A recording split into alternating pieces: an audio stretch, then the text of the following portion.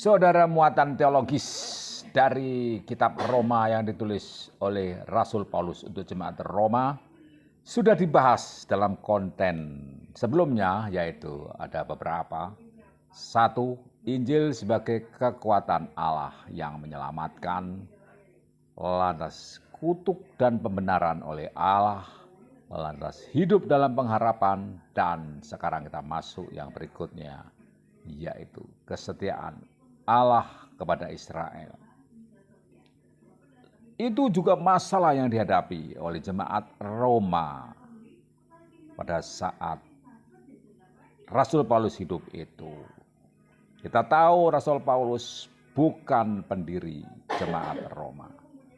Namun dia begitu peduli dan tahu kabar itu ketika ia berada di Korintus. Dia mendapatkan kabar tentang masalah-masalah yang dihadapi oleh jemaat Roma. Dan dia pun mengirimkan surat kepada mereka dibantu oleh sekretarisnya Titius.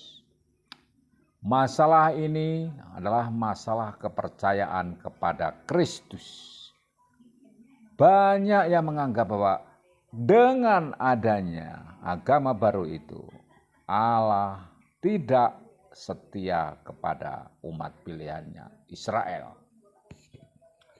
Dan Rasul Paulus membantah hal itu. Walaupun ada namanya Mesias Yesus Kristus yang dipercaya oleh umat pada saat itu, banyak orang Yahudi mempercayai Yesus dan terkesan meninggalkan Israel, keisraelannya, karena Allah sudah memilih bangsa Israel yang menjadi umat paling dikasihinya dan terpilih.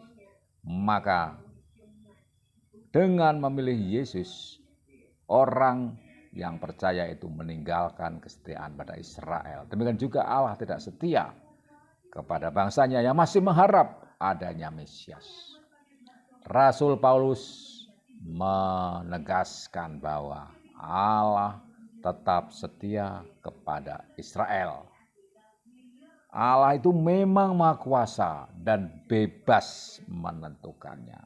Dan Allah murka kepada orang Yahudi karena gagal melaksanakan hukum Taurat. Nah, oleh karena itu Allah memilih orang non-Yahudi menjadi umatnya untuk membuat orang-orang Yahudi iri. Demikian tafsir dari para ahli tentang hal itu terhadap apa yang ditulis oleh Rasul Paulus tentang kesetiaan Allah kepada Israel. Jadi umat Israel dianggap gagal menjalankan hukum Taurat, lantas memilih orang yang di luar Yahudi untuk menjadi anaknya juga, menjadi umat pilihannya juga. Apakah memang demikian? Kita pelajari saja berbagai konsep yang ada itu. Nah, meski Allah murka, yang pasti tidak selamanya Allah murka kepada kita, kepada umat Israel khususnya pada saat itu. Dan itu sudah dibuktikan dengan berbagai pengalaman jatuh bangunnya orang Israel dalam mengiring Tuhan, mengikut Tuhan dari zaman raja-raja dan para nabi yang dikirim untuk mengingatkan para raja yang memimpin bangsa Israel menyembah berhala atau menyembah Allah yang hidup. Dan dari situ terlihat bahwa Allah tetap setia kepada Israel dan juga Allah tetap setia kepada bangsa-bangsa non-Israel. Syaratnya hanya satu, yaitu mereka takut akan Allah. Dan sebetulnya bukan hanya pada saat zaman Roma ini saja hal ini ditegaskan, kesetiaan Allah pada umat yang percaya. Bahkan pada zaman raja-raja, Nabi Yunus pun dikirim ke bangsa Asyur untuk mengingatkan orang Niniwe, ibu kota Asyur itu, supaya setia kepada Allah dan mereka tidak dihukum. Bangsa Asyur itu bukan bangsa Israel, bahkan musuh bangsa Israel.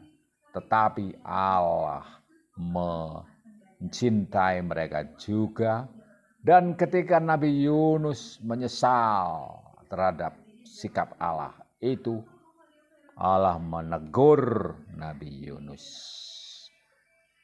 Intinya adalah apa? Kita, Nabi Yunus, tidak berhak melarang Allah mengasihi bangsa lain, orang lain. Dan itu berarti kasih Allah terbuka lebar untuk semua orang yang mau percaya kepada Dia. Dan akhirnya Allah akan tetap menyelamatkan semua orang Israel, baik Yahudi maupun non-Yahudi. Semua orang Israel, jasmani maupun rohani. Itu tafsir. Ada yang mengatakan bahwa Allah tetap mengasihi orang Israel dan orang yang non-Israel itu bukan pengganti dari Israel jasmani sebagai Israel rohani. Tetapi intisarinya tetap kasih Allah tetap untuk semua orang. Oleh karena itu dikatakan dalam Yohanes 3 ayat 16, karena begitu besar kasih Allah akan dunia ini, akan isi dunia ini, maka dikaruniakannya anaknya yang tunggal, supaya barang siapa yang percaya kepadanya tidak binasa, melainkan beroleh hidup yang kekal. Di situ tidak ada perkecualian. Dan di sini kita masuk yang disebut dengan gereja, yaitu umat yang percaya, kumpulan umat yang percaya kepada Yesus. Itulah orang yang dikasih Allah. Mereka dimuliakan dan dijadikan anak-anaknya, dan mereka disebut sebagai gereja. Dan gereja ini merupakan tubuh Kristus.